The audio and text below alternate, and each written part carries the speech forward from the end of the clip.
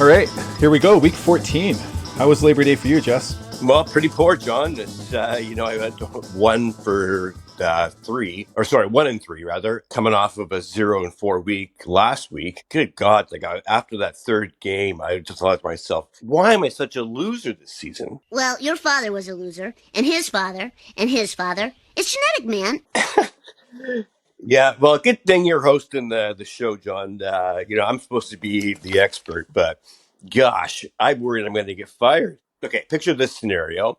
There's a homeless guy with a cat. And in this scenario, I'm the homeless guy and you're the cat. And one day the cat looks around and says, this buddy, I can do this all by myself. See you never again. What's the cat need you for? Yeah, exactly. Exactly. They're like, John can just do the show by himself. He's picking way better. But at least some redemption. The very last game of the week, Edmonton beat Calgary handily. No, you lost that game. Yeah, you picked Calgary. You were all down on McLeod Bethel Thompson. You said he was crap. I was down on him. We were both hopeful that Trey Ford was going to come and play in that game. He was healthy, but he didn't start. And McLeod somehow came through for me and screwed you. He did. They were saying after the game it was best game in his CFL career, stat-wise. With Trey Ford sitting on the bench, would be ready to go in case of an emergency, but they wanted to still wait one more week before putting Ford back in. With Bethel Thompson doing what he did, going to create a little bit of a quarterback controversy in Edmonton, which is actually, it's good for the Elks. I think there's been quarterback controversy all year in Edmonton. The Edmonton fan base has not been happy about McLeod being out there. How about the start of Labor Day and seeing that Victoria Field on TV, Touchdown Pacific? It looked awesome. It did look really good. I wish I was there. Should have bought tickets. Me too. It sold out. The best we could do would be in the watch party out in the parking lot. I mean, you and I were talking about it back in February. Like, we knew it was coming. We should have just been on the ball and picked up tickets. And BC came out way on top. And you think it has something to do with Ottawa's travel schedule? Like, maybe that screwed them in the end? Yeah, and I was trying to get a hold of the Red Blacks to find out what their schedule was. Seriously, if they flew from Ottawa to YVR, that's almost a 6-hour flight. I've done it twice. Then if they actually flew into YVR and then took a bus onto a ferry, that would have been like 11, 12 hours of travel. Yeah, the ferries are a nightmare. And I can't imagine that the brass of the Ottawa Red Blacks put them on a ferry. They would have needed to get there well before the sailing, and they would have been hanging around, wasting time, farting around on a ferry for 2 hours. But you're right. They would have been sitting around. They would have had to make sure they were early enough for their reservations and so forth. YVR to Tsawwassen, that's like a 40-minute drive at least. Yeah, I think that was probably what they did. I'm just guessing, but BC was fired up for that game. Mr. Doman heading back home, Nathan's hometown. There was no chance they were going to lose that game, I don't think. I know you were hopeful to change it up and bet on the Red Blacks last week. You lost the bet, but your team won, so you still win. At the end of the day, I was quite happy to see that victory. Nathan Rourke looks like he's comfortable in the Lions' den now after 3 games. Before we get into next week, let's break this down a little. Presently, I'm sitting 29 and 23 for the season. I went 3-1 last week. You're sitting 22 and 30, first of us to hit the 30s, and you went 1-3 last week. Before we get into all the picks this week, what's your process for listeners when they're like, okay, how does Jess come up with these picks? Because right now, some listeners might be deciding, you know what, I'll just pick the opposite of raspberry. Yeah, well, if you've done that so far, you'd be up like you are. My process, I watch all the games. I read up on tsn.ca, injury reports and so forth for key players. Other than that, I try and go with my gut. Yeah, so often bets come down to your gut. You just have a feeling like if you had all the data, then you would never be wrong. So your gut has to play into it somehow. Week 13 is behind us. Let's look forward to week 14. BC Lions and Montreal. This, I think, is a preview of the 111th Grey Cup, is it not? I think so. I was thinking that as well. That's what I picked. BC and Montreal to play in BC Place at the end of November. Well, the Lions, as they've struggled, they look really good against Ottawa. I'm taking them. Hopefully they come through. Montreal's coming off their bye week. There's going to be that bye week hangover, and Montreal might be going in a little overconfident, thinking that they got this one in the bag. And who knows? They could. This could be like a 48-16 game. I just don't think it's going to be. I think BC is going to surprise. Nathan's going to come out hot. Then bam, we're up 3.5 points, and we're both winning on this bet because I, like you, am taking the BC Lions. Go BC. Right on. Yeah. I agree with the two things you said there about the break and are they going to come back tired? Like, hopefully, like half the team went to Las Vegas or or maybe Atlantic City because it's kind of closer. They come back a little lethargic because you have that time off. You're not practicing on the field every single day. You're out, mingling and stuff. And if there's one thing that young professional athletic males like to do, it's mingle. Or they go to the Roxy till 3:00 in the morning. BC's got wind in their sails. I think they're going to do well this game. It's going to be exciting. So that takes us to game 2, Toronto and Ottawa. I was looking at the Ottawa stats because it's well known that they're undefeated at home. Their home opponents year to date have been every team in the West, which at 6-6 or worse isn't that impressive, and the Hamilton Tiger Cats, game 1 at home. So they haven't really faced like a proper foe at home. And I think Ottawa is going to stumble badly in this one, and Toronto's going to come out ahead. Toronto also gets 1.5 points. For some reason, they're the underdog heading into Ottawa. And if I had bags of money, I'd be putting it on this game because I think this is the one, and there's always one, where the spread makers just get it wrong. And that's this game this week. John, I thought you did have bags of money. But anyway, the boatmen got sunk by the Tabbies last week. Ottawa, I think, is going to rebound after a touchdown Pacific. I'm taking the Red Blacks to cover. Is that a lot of gut, or is that more stats? Well, a bit of both. And from what I have seen them play, I'm really impressed with Ottawa. And I actually think they're going to finish second in the East now. Like previously said, Toronto would be second. I think Ottawa's going to be second. Yeah, and then Toronto will still make the playoffs at third, and Tabbies are crap. They don't have a hope in hell. The Tabbies are cooked. Game 3, we got a rematch. This is the actual Banjo Bowl. So the Banjo Bowl is happening this weekend.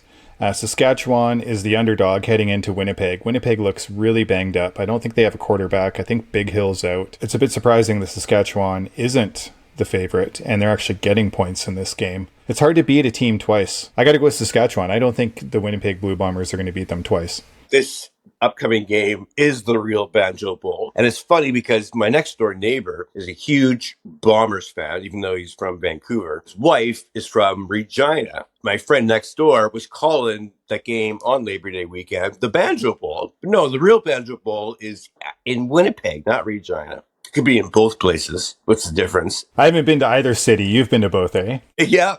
Saskatchewan was funner. Winnipeg was scary. So me and 3 friends from Greater Vancouver flew out to Winnipeg for what was the 97 Grey Cup, I believe. And I was barely 19 years old and able to drink. And my older friends were, well, they're older. We check into our hotel and then we go to the closest pub we can find. The bartender, the waitress, was kind of rude to us at first, and she's, ID'd all of us. We gave up, showed her IDs, and everyone was fine. We all order like a pint of beer a piece or whatever. She brings the beers back, and she's like, you guys look like really nice boys. You're not from around here, are you? Like we're in BC Lions jerseys and shit. Like, yeah, no, we just got here like 2 hours ago. And she's like, well, I just want to give you some advice. If I were you, I would drink up these beers and get out of here. And when you do, don't make a left, turn right, and walk back to your hotel area. The left is no good. And we're like, holy fuck, what are you talking about?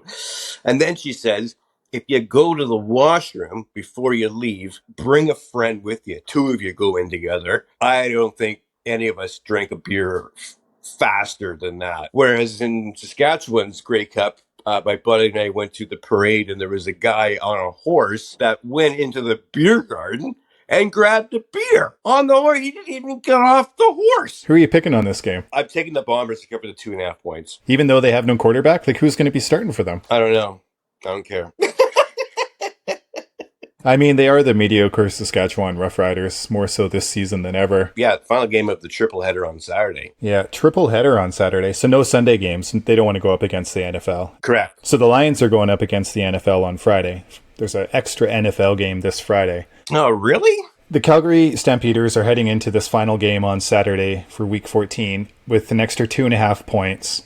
So they're the underdogs. It's a back-to-back. Can you beat a team twice? This is like the former BC Lion quarterback coaches up against each other. Jarius, I think he's going to win again. It just seems like Calgary is playing so poorly right now. I agree. I can't believe I'm betting on Edmonton to like win a game. I know, especially when they're giving up 2.5 points. That's right. Like I've bet on them to win games with points, and they've lost by just enough to make me look good. Yeah, but as we were saying earlier on in the season, like even when it started out 0-4, they don't look as bad as like their 0-4 record. Yeah, they've picked it up and they got, two quarterbacks that are going to be fighting each other for that starting position. That's going to be awesome. Yeah, and I'm taking Edmonton as well. But I look at Calgary and there was just nothing that was positive from last week's game, which is probably why they're going to win this upcoming game, because they looked so poor and they're going to turn it around. And like I said, I'm a big Dickinson fan, and it was a cool little shot that TSN had before that game. Dickinson was standing there talking to Jarius Jackson and G. Roy Simon, and they all used to be BC Lions. You know what? Betting is about taking risk, and I'm up 7 games on you right now. I've got a little room to play with here. I'm going to go Calgary, so you can have Edmonton. I'm going to hope for the bounce back. Are you just doing that to risk something and try and one up me? Pretty much, yeah. Yeah, and you don't give a shit about the actual game. You're just going because I said Edmonton, you're going Calgary and hoping for the best. Kinda, but I was also sort of talking myself into it. If anyone's going to have a bounce back game off the bottom of last week, why not Calgary? I don't think it's going to be Ottawa. They had a terrible game last week. So it's a bit of both. It's kind of my process. I like to bet the opposite of you, but I also like to trust my gut. We'll see how the Battle of Alberta shakes out. That should be a really good match, actually. Well, week 14, we're past Labor Day, so this is like the meat and potatoes now at the CFL. And there's so much competition out there for eyeballs between college football, the WNBA, NFL, you name it. I don't think too many CFL fans are clicking off to watch the WNBA. Maybe college football, but yeah, that's the end of Sunday games until the Grey Cup. Even the playoffs are on Saturdays. Yeah, there's no point competing with the NFL. They're just too big. They draw too many eyeballs. Broadcasters pay too much money to put their product on TV. They're not going to pay all that money and then put the Alouettes versus Edmonton on. Forget it. Any other news this week, Jess? Anything else you want to talk about? It's going to be awesome. I can't wait for week 14. And just to let our listeners know, John and I went out crabbing last weekend in Howe Sound, and we laid out 4 traps. I bet on trap number 2 having the most crabs, and John bet on the most crabs in trap number 3. I won that side bet. There was more crabs in trap number 2. You're coming out ahead with all the side bets this year. Yeah, unfortunately, they're not helping me out with my CFL picks. If we end up with a tie, we'll use them as a tiebreaker. And if the Lions beat Montreal in the Grey Cup, I'll take a losing record. How's that? That's the game I'm looking forward to the most, is that Friday night game at 4:30. It's going to be sweet. We'll see how real the Lions are. I think it's kind of a make or break for the Lions. See how real they are. If you want to write the show, you can at placeonthe55pod@gmail.com. Sweet Jess, we'll talk to you next week. You got it.